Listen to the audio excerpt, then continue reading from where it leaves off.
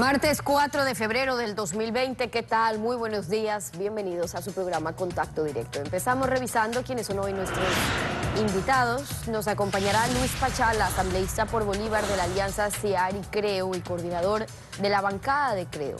El archivo del juicio político a la presidenta del CNE, Diana Atamaint, un desacuerdo acordado. ¿Qué pasa con el acuerdo por la gobernabilidad con Alianza País? Lo vamos a conversar. También estará con nosotros Vicente Tayano, asambleísta PSC por Guayas, integrante de la Comisión de Derechos de los Trabajadores. Hablaremos sobre el proyecto de reforma laboral del PSC con nuevos contratos o la propuesta para nuevos contratos a plazo fijo por 1 o 2 años, un menor aporte al IES para principiantes o la regulación del teletrabajo. Lo vamos a examinar.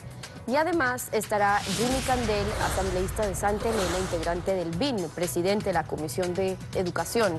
El fondo del problema del examen SER Bachiller, no la filtración, sino ¿sirve o no sirve? Lo conversamos.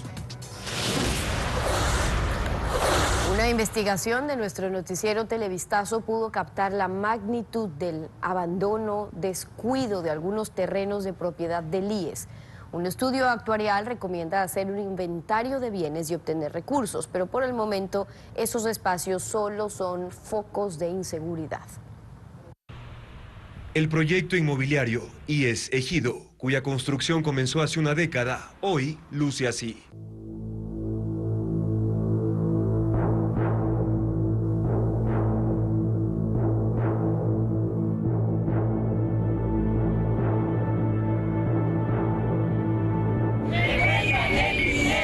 Años atrás, en varios reportajes de Televistazo, se evidenció el malestar de quienes compraron inmuebles aquí, pero no veían el avance de la construcción. Estaban previstos 806 departamentos, 57 locales comerciales, 101 oficinas y estacionamientos. Hemos regresado a esta zona y en efecto nos hemos percatado que la obra sigue sin avanzar. Lamentablemente, con el paso del tiempo y el descuido, se ha convertido en foco de inseguridad y también de insalubridad para los habitantes de este sector.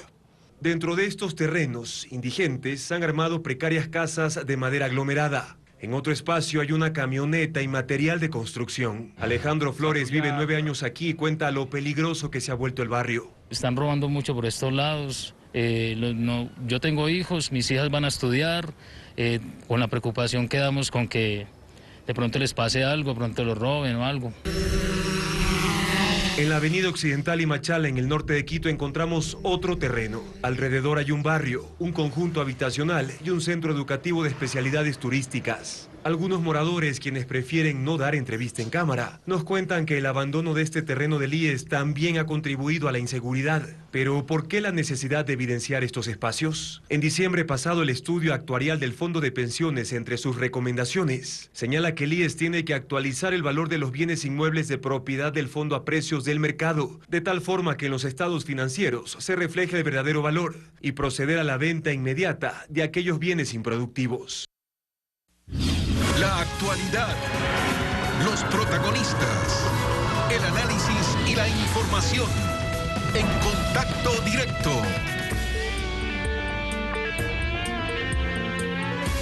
¿Qué tal, Lenin? Buen día, ¿cómo te va? Muy bien, Estefi, amigos televidentes, un buen día para todos. El archivo del juicio político a la presidenta del Consejo Nacional Electoral, Diana Atamaint de Pachacutic, plantea a la ciudadanía el problema grave de que pueda repetirse en las próximas elecciones el abuso de una mayoría y para el gobierno el rompimiento con Creo del acuerdo parlamentario de gobernabilidad. Luis Pachala, coordinador de la bancada de Creo, nos acompaña desde los estudios de la capital. Buenos días, bienvenido a Contacto Directo. Buenos días, queridos ecuatorianos. Buenos días, querido Lenin. Qué gusto estar esta mañana con ustedes. El archivo del juicio, ¿cómo se fundamentó? ¿Solo en abstenciones de los independientes, de los grandes partidos y en la indisciplina de Alianza País? ¿Cuál fue la razón de fondo? Bueno, la razón de fondo es la forma como actúan los legisladores en la Comisión de Fiscalización. Hubo 2 en contra, hubo 4 abstenciones, hubo 6 a favor. Por lo tanto, el juicio político quedó en el limbo, no tuvo los votos suficientes. En este caso, la alterna, no sabemos las motivaciones, la alterna del asambleísta Daniel Mendoza. De igual manera, pues la ausencia de una de las asambleístas del oficialismo hizo que este juicio no pase, teniendo las razones suficientes en el tema caso Los Ríos, caso El Hoyo, en el tema de no haber permitido tanto las auditorías como los consejos consultivos, como haber recibido en este caso las sanciones del Tribunal Contencioso Electoral a la señora presidenta del Consejo Nacional Electoral. Entonces, pues, no teniendo esos votos suficientes, no pasó al Pleno de la Asamblea Nacional y ahora estamos, en este caso, pues, en estas circunstancias políticas de un incumplimiento de acuerdos legislativos, como es luchar contra la corrupción de manera independiente del gobierno, y por lo tanto tenemos estas circunstancias, querido Lenin. Usted dice, asambleísta, nosotros no sabemos, pero deben tener alguna sospecha. ¿Era un desacuerdo acordado lo que vimos el otro día en la Comisión de Fiscalización o simplemente a un grupo de legisladores que hacen lo que les da la gana? Bueno, tarde o temprano se llegará a saber lo que pasó, está en la conciencia de cada uno de los legisladores. Por supuesto que es derecho de cada legislador tener el voto, pero también aquí existía un acuerdo legislativo y ese acuerdo legislativo dice claramente en el punto número 5, lucha frontal contra la corrupción, y por lo tanto darle blindaje, en este caso a la señora Atamaín, significa no tener ninguna esperanza, ninguna confianza en el 2021. Como que aquí prevaleció un pacto, y este pacto de los socialcristianos, de los correístas, de algunos independientes, de algunos de Alianza País, que blindaron, en este caso, a la señora Atamaín, serán quienes deben responder al país cuáles fueron las motivaciones y razones, querido Lenin. Se le dio entonces más importancia a ese pacto y no al pacto que tenían con ustedes. Ahora, para evitar lo que podría ser como la crónica de una muerte anunciada, con apagón electrónico el día de las elecciones, escrutinios opacos, un tribunal contencioso electoral de adorno, un control del gasto electoral que reposa en letra muerta, o que voten muertos y extranjeros, le pregunto, asambleísta, ¿es necesario que la mayoría en el Consejo Nacional Electoral sea de 2/3, o sea, de 4 en lugar de 3 como es ahora? Bueno, primero, solo el 84% de los ecuatorianos le creen en la señora Atamaín. Este Consejo Nacional Electoral, representado por la señora Atamaín, para nosotros no representa ninguna confianza, sino una desconfianza a la democracia, y vamos siempre a rechazar alguna mínima actuación en contra de la voluntad del pueblo. Hay una reforma que está ya en el registro oficial del Código de la Democracia. Los pactos, los compromisos, tienen que ser con el pueblo. Necesitamos transparencia, no necesitamos aquel escenario que pasó en el 2017, aquel escenario de apagones en el 2019. El pueblo necesita, los candidatos necesitan un Consejo Nacional Electoral del pueblo. No debemos trabajar con unas mayorías. Está claro a quién responde esa mayoría. Responden a los cachiporreros de Bélgica y a los cachiporreros de Guayaquil. Tienen que responder al pueblo. Necesitamos un escenario confiable para que no pase lo que ocurrió en Bolivia. Pero usted dice, el pueblo se levantará. A ver, asambleísta, pero usted dice, no hay un escenario confiable, no nos brinda ninguna garantía a puertas del proceso electoral del 2021, las reformas ya se hicieron, entonces que nos cruzamos de brazos y ya. Por eso, nosotros en la Comisión de Fiscalización, creo, impulsó un proceso serio a través de nuestros asambleístas, Fernando Flores y Yanine Cruz, un proceso de fiscalización serio. Todo estaba listo. Aquí la operación política del gobierno, o la falta de voluntad de los asambleístas, o alguna línea externa, imposibilitó que el juicio político pase al pleno de la Asamblea Nacional. Ahora, creo Por ello, en protesta, no nos vamos a quedar Creo en protesta la No nos- indisciplina de Alianza País anuncia que va a romper el acuerdo de gobernabilidad que le ha permitido al gobierno la aprobación de leyes económicas urgentes, pero al mismo tiempo quedan pendientes algunas reformas que Creo estaba apoyando, como por ejemplo la reforma laboral. Entonces, ¿qué va a pasar? ¿Van a seguir votando a favor de esos proyectos de ley? ¿Eso es romper el acuerdo o esperan ustedes que haya sanciones contra los indisciplinados que terminen justificando los hechos? Anunciamos al pueblo ecuatoriano que el acuerdo legislativo ha finalizado oficialmente, no va más. Nosotros nos debemos a la ciudadanía y en esa línea nos vamos a mantener. Por supuesto que en la Asamblea Nacional vamos a hacer acciones legislativas que tienen que ver con el cambio, con el desarrollo, que tienen que ver con la prosperidad, con el emprendimiento, con el empleo, como lo hemos hecho. Hasta aquí, Creo, ha sido el impulsador de leyes como, por ejemplo, para derogar el impuesto verde, para reformar la ley de comunicación, para aprobar la ley de emprendimiento. Hemos derogado la ley de plusvalía. Hemos logrado, de una u otra manera, colaborar con la democracia, con la estabilidad y la gobernabilidad. Pero de aquí en adelante, Creo, toma su posición siempre, la posición de ser oposición radical, firme, contundente, propositivo. Nosotros siempre vamos a estar en esa línea que manda el pueblo, pero nosotros no podemos este rato dejarnos tomar de ninguna manera el pelo, ni los ecuatorianos, ni Creo, ningún otro legislador, porque este juicio político de la señora Diana Tamaín no queda ahí. Tiene que hoy ir a la Fiscalía, 10:45 de la mañana, estaremos presentando la denuncia en la Fiscalía y así también ante organismos. Y espero que el Pleno de la Asamblea Nacional también de igual manera conforme una comisión para investigar las formas como actuamos los legisladores.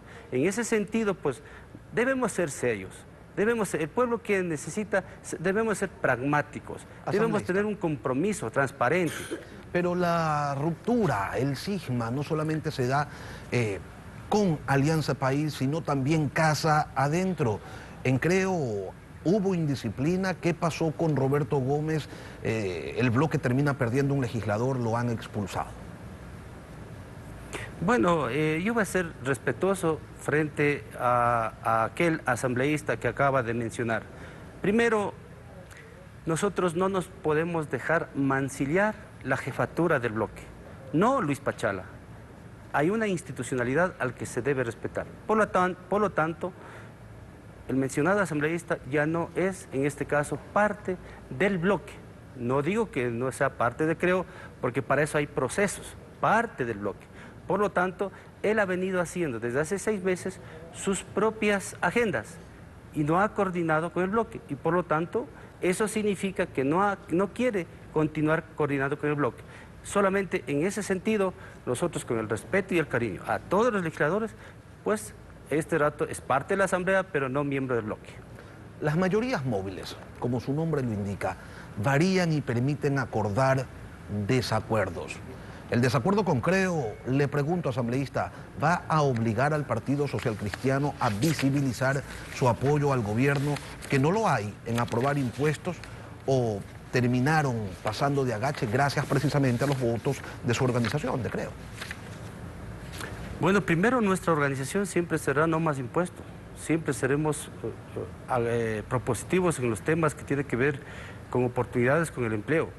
Nosotros hemos sido claros, hemos tomado decisiones valientes para estabilizar el país, la economía.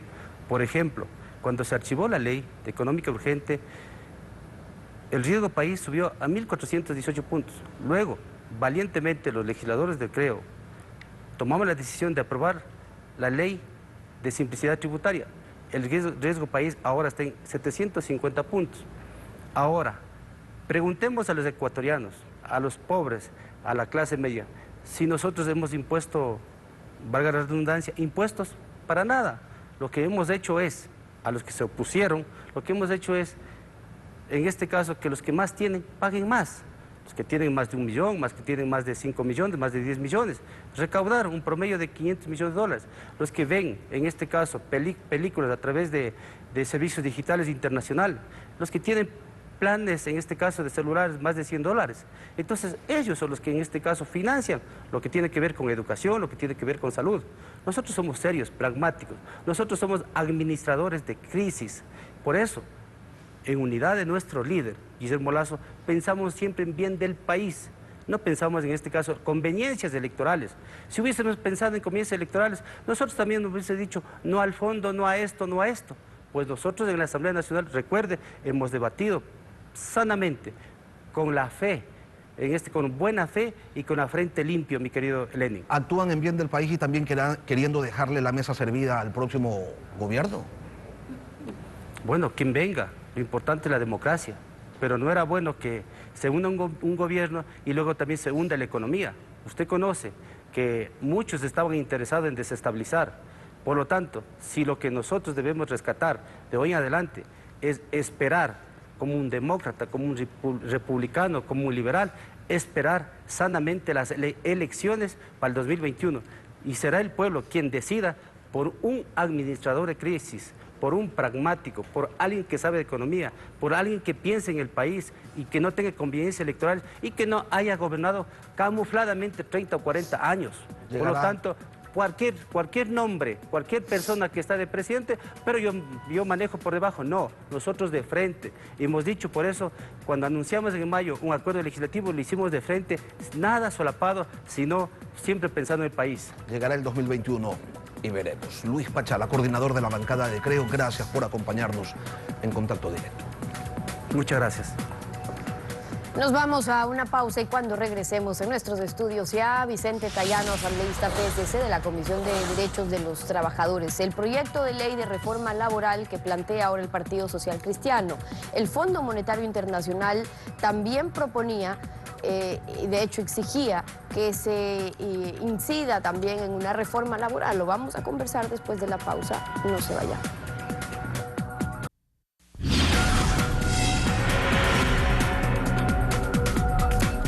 Vicente Tayano, asambleísta PSC por Guayas, integrante de la Comisión de Derechos de los Trabajadores. Bienvenido a Contacto Directo.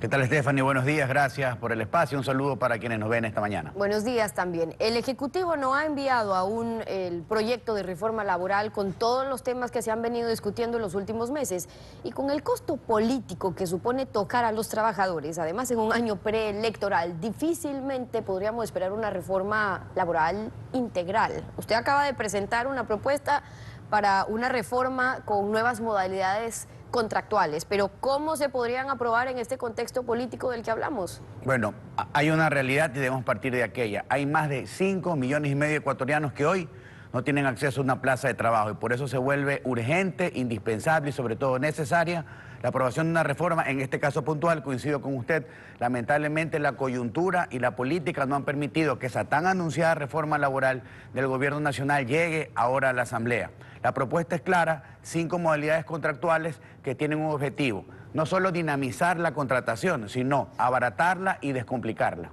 Esas nuevas modalidades contractuales de las que usted habla o proponen incluyen la posibilidad de poder contratar a plazo fijo de 12 a 24 meses, 1 o 2 años. ¿En qué casos? Bueno, es necesario que enmendemos una mala decisión que tomó la Asamblea Nacional en el 2015, eliminó la contratación a plazo fijo y las propias estadísticas formales determinan que la contratación decreció, no aumentó. Ahora, ¿qué proponemos? Que se vuelva a poder contratar a plazo fijo. ¿En qué modalidades? Cuando una empresa abre una nueva plaza de trabajo, me refiero a una empresa existente o una nueva empresa que inicie actividades. Este contrato podrá durar 12 meses y podría ser prorrogable hasta 24 meses. ¿En qué caso se evidencia que una empresa ha abierto una nueva plaza? Digo, porque echa la ley, echa la trampa, ¿no? También es fácil decir, bueno, es que ahorita aplica, o simplemente ya abrirlo bajo una modalidad en que hasta 12 meses o con ese tope de 12 a 24 meses se pueda hacer eso. Porque lo que ustedes están argumentando es que entonces aquello que se dijo en su momento, que ayuda para la estabilidad del trabajador en la práctica, no se cumple porque lo que hubo fue un desincentivo en la contratación, menos gente contratando. Bueno, definitivamente, nosotros en aquel entonces, 2015, nos opusimos abiertamente a que pase la modalidad a plazo indefinido. no porque no estábamos de acuerdo con la estabilidad laboral, porque estábamos absolutamente seguros que esa medida iba a dar los resultados que hoy dio, menos puente de trabajo y más desempleo. Ahora, lo importante es regular muy sencillo en relación a las nuevas empresas que abren plazas de trabajo, desde la constitución e inicio de actividades. Y en las ya existentes, obviamente, la reglamentación supletoria permitirá que a través del Ministerio de Trabajo se pueda validar y verificar la apertura de esa nueva posición laboral. Con las últimas cifras que acaba de publicar el INEC del mercado laboral, se ve este deterioro en los indicadores del empleo en nuestro país. Es cierto, tenemos casi 5 millones de ecuatorianos que no tienen empleo adecuado, es decir, que no llegan ni siquiera al salario básico, que están en subempleo o desempleo. Entonces, para esos 5 millones, ¿cómo lograr mejoras en la modalidad contractual? Ya no hablando de una reforma laboral integral, sino por lo menos dar pie a reformas que puedan agilitar la contratación, que la gente pueda estar contratada, pero sin que signifique precarización, y contratamos como sea, sino que se les dé opciones para ser contratados.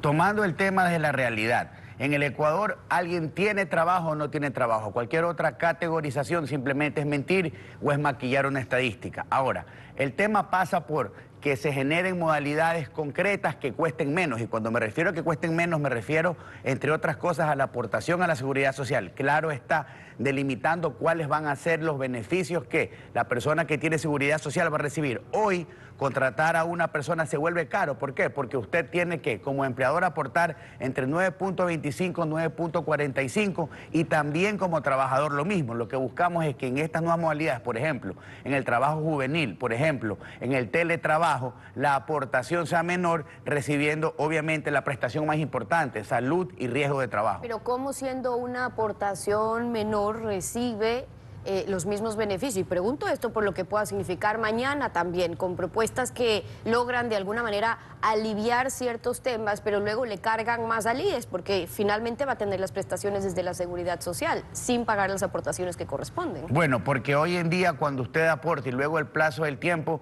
se empiezan a fondear varios rubros que los conocemos como parte integrante de la aportación. Tenemos, por ejemplo, salud, riesgo de trabajo, cesantía, jubilación, etcétera. Cuando queremos fomentar el trabajo juvenil, por ejemplo, la primera experiencia de trabajo de alguien, que hoy ese es uno de los más grandes problemas de los jóvenes, esa persona no está pensando en jubilarse, esa persona está pensando en trabajar. Y si el monto de la aportación baja, la contraprestación debe ser en ese caso exclusivamente la prestación de salud, que es la más importante. Ahora, por ejemplo, vamos a esas personas que van a trabajar desde la casa. Para que quede claro, se puede atender en el IES, su prestación de salud está, pero ¿qué pasa ya, por ejemplo, con los temas de jubilación, otros derechos, etcétera? Entonces, ahí sí es que la aportación es menor, lo que usted dice sobre eso regular. Claro, primero que va a tener un historial laboral el ciudadano que tiene esa relación de trabajo, de acuerdo, hacia futuro. Lo que buscamos es que estas modalidades que hemos propuesto, por ejemplo, el contrato juvenil dure hasta 24 meses y sirva primero como una primera experiencia de trabajo para un joven y adicionalmente, que esto es lo importante, tenga seguridad social, pero a un menor costo, porque si no abaratamos, Stephanie, la contratación, difícilmente vamos a lograr el objetivo de abrir plazas de trabajo, que es lo que buscamos con esta reforma.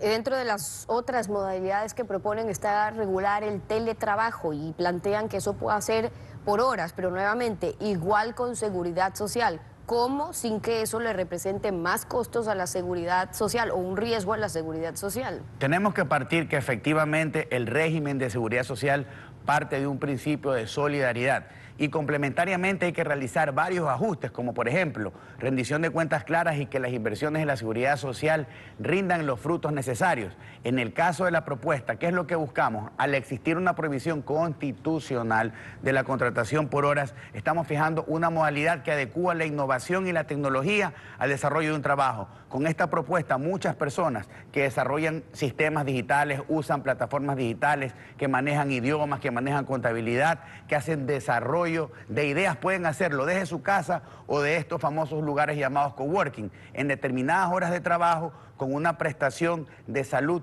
al acceso como parte del contrato de seguridad social, pero entre otras cosas, de una u otra manera descomplicando el mecanismo de contratación. Si hay un problema, es la relación indefinida que hoy preocupa, y aquí estamos generando condiciones para que alguien adquiera experiencia, tenga una relación de trabajo y tenga una remuneración formal. Yo insisto en estas modalidades, si es que no podría haber una afectación a los aportes a la seguridad social, porque ya de por sí vemos que está en duda su sostenibilidad con la demanda creciente requerida de atención en salud que no se abastece, con las aportaciones de pensiones que se afectaron para pasar a salud, que se incluyeron demagógicamente, no técnicamente, nuevos beneficiarios de atenciones de salud. En fin, es un derecho también de los trabajadores que para garantizarlo requiere reformas. Es un tema que están tratando en la comisión. Sí, esta es una reforma que tiene que ser tratada responsablemente, y coincido con usted, el debate y el análisis puntualmente en materia de seguridad social tiene que llevarse adelante.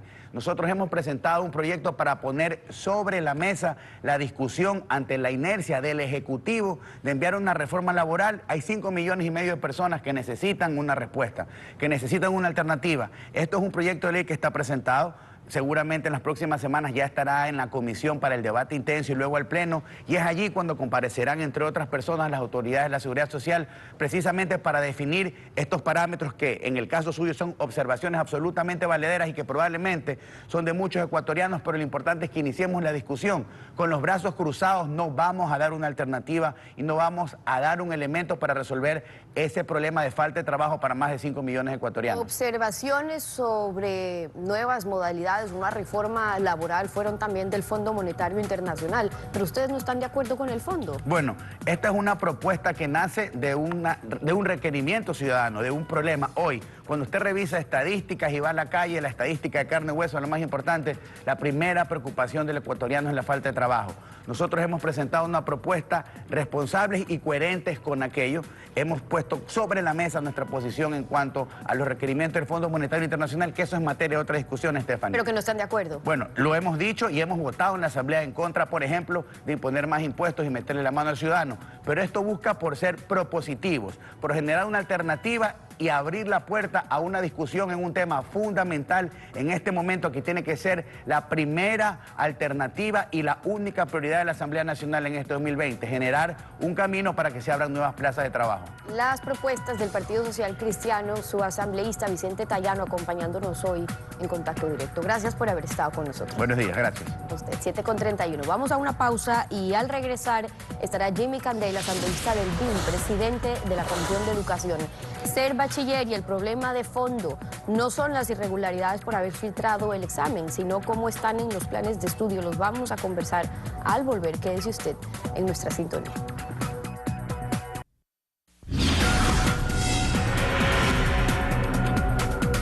La Comisión de Educación de la Asamblea Nacional investiga las irregularidades en las filtraciones del examen Ser Bachiller, pero la respuesta de los responsables es la de siempre: yo no fui. En la República del yo no fui y del no hay pruebas, la investigación de los asambleístas terminará, como todas, encargando investigar a la sobrecargada Fiscalía. Jimmy Candel, presidente de la Comisión de Educación, buenos días, bienvenido a Contacto Directo. Buenos días, Lenín, y buenos días a todos los ecuatorianos. Gracias por la invitación. ¿El objetivo de la comisión solo es investigar irregularidades o plantear una solución al problema de fondo? Bueno, las soluciones las estamos planteando. Nosotros hemos resuelto como Comisión de Educación pedir al presidente de la República que declare en emergencia educativa al Sistema Nacional de Educación. No es posible que casi 1.069.000 ecuatorianos, jóvenes, postulantes, no tengan acceso a la educación superior. Esto nos ha permitido observar los problemas existentes en el sistema de educación. Aquí hay que ver lo que dice el libro, La culpa es de la vaca. Aquí nadie quiere asumir su responsabilidad, al menos ha dado la cara el director del INEVAL, y eso nos ha permitido conocer qué es lo que está haciendo con los responsables de ello. Pero lo más importante, Lenín, el conocer que esto nos ha dado la pauta para saber con claridad que el Ministerio de Educación, la Secretaría Nacional CENESID y el INEVAL tienen que reflexionar sobre cómo está manejándose el sistema educativo en el país. No puede ser que no haya una eficiencia terminal en los bachilleres que salen de los colegios. Aquí la falta de socialización, la falta de información ha representado que la falta de capacitación a docentes y autoridades de colegios permita que se filtren exámenes y no exista un control absoluto de lo que representa una actividad que nosotros creemos debe tomársela en consideración. Los docentes, los rectores de los colegios tienen que asumir la responsabilidad de que sus productos, que son los bachilleres o estudiantes de ciertos cursos, hagan sus exámenes pensando en que deben de pasarlo. Pero ¿qué encontramos? Estudiantes que nos responden y dicen, eso que nos preguntaron no hemos visto. Cuando el INEVAL está considerando preguntas que son parte de la malla curricular, ¿dónde está la falla? Y el sistema universitario, cuando el CENESID hacía y controlaba esto, se manejaba mejor. Y lo que más estamos viendo, que no es la primera vez, Lenín, que ocurre esto, ya es la tercera vez que existen denuncias y no hay determinación de responsables. La Fiscalía General del Estado. El problema de fondo, asambleísta, como usted bien lo señalaba, es que el bachillerato universal unificado y el examen ser bachiller están dejando por fuera de la educación universitaria gratuita y del mercado laboral a cientos de miles de jóvenes. Sergio Flores, ex rector de la ESPOL, una de las mejores universidades del país, dijo lo siguiente en este espacio. Escuchémoslo. Los bachilleratos técnicos son muy importantes y también son muy importantes los institutos tecnológicos que lamentablemente no se han desarrollado en el país. Cuando lo que requiere un país, y cada vez que hay un desarrollo tecnológico acelerado, se requiere más, lo que se requiere es tecnólogos. Y claro, como no hay tecnólogos, utilizamos ingenieros para cumplir las labores de tecnólogos. Entonces el muchacho cuando sale del colegio no tiene alternativas. La única alternativa es ir a la universidad. No tiene otras alternativas. Debería tener, pues, ir a la universidad, ir a institutos de tecnología, carreras cortas. ¿Se vuelve necesario entonces una reforma integral al bachillerato y que se reincorporen las alternativas que antes ofrecía, además de la universidad?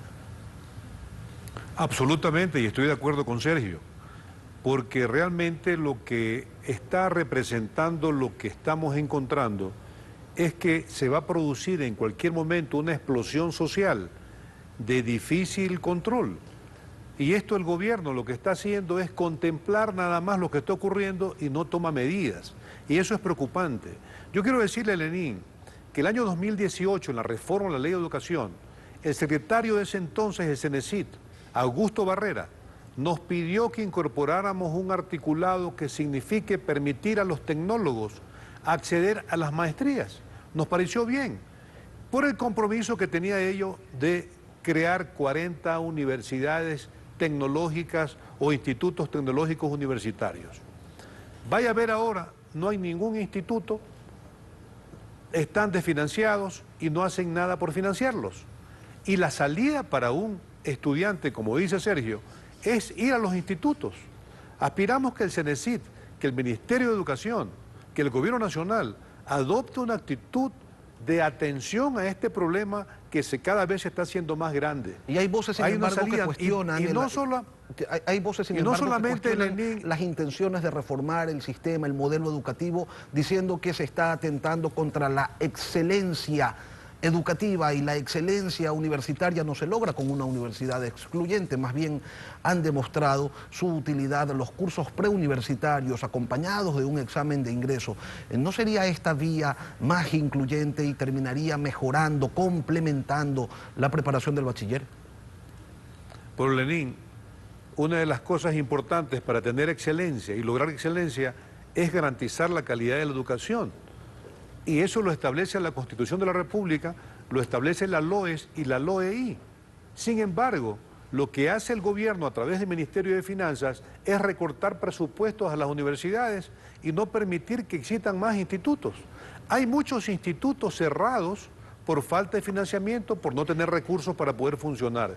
Y eso creo que debe de ser de atención prioritaria del Gobierno Nacional, para darle una salida al estudiante que quiere acceso no solamente a ser profesional, una salida para ser tecnólogo en mandos medios que le permita incursionar en el sector productivo del país. Pero recordará usted que cuando existían los exámenes de ingreso, amplios sectores decían que eso también era excluyente. Hoy tenemos el examen Ser Bachiller, que también es excluyente. ¿Con qué nos quedamos? Bueno, yo pienso que para ingresar a la educación superior, lo dice con claridad, para ingresar a la educación superior tiene que tener el bachiller un mínimo de conocimiento y estar preparado para asumir estudios superiores.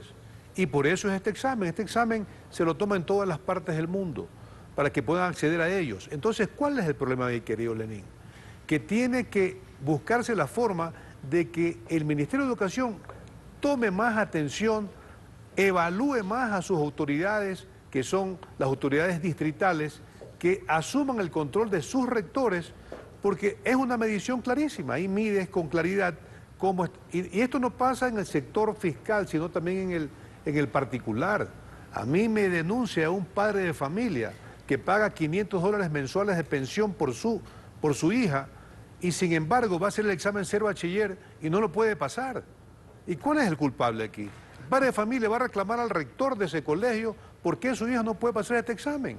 Aquí parecería, asambleísta, que lo que se ha pretendido solucionar es la falta de recursos, la imposibilidad económica del Estado de financiar la educación universitaria gratuita, dejando a miles de jóvenes en la calle e interviniendo a la universidad pública más grande del país, como la Universidad de Guayaquil.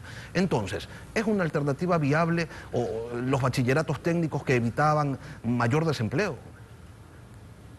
Bueno, yo sí pienso que hay que conjugar el tema con los institutos técnicos. Hay que darle la posibilidad al país que tenga una alternativa, el estudiante en su salida, de poder darle mano de obra a la industria y poder trabajar. Y con acceso, este tecnólogo tiene la posibilidad de hacer una maestría e incursionar al nivel de un profesional de tercer nivel. Y eso creo que debemos de hacer lo posible por mantenerlo y pedirle al gobierno nacional que atiende y vea con atención este problema que se va a hacer mucho más grande. Jimmy Candel, gracias por participar en Contacto Directo. Gracias a ti, Lenín. Concluimos así esta emisión. A ustedes también. Gracias a su confianza y sintonía. Nos vemos mañana. Que tengan todos un buen día.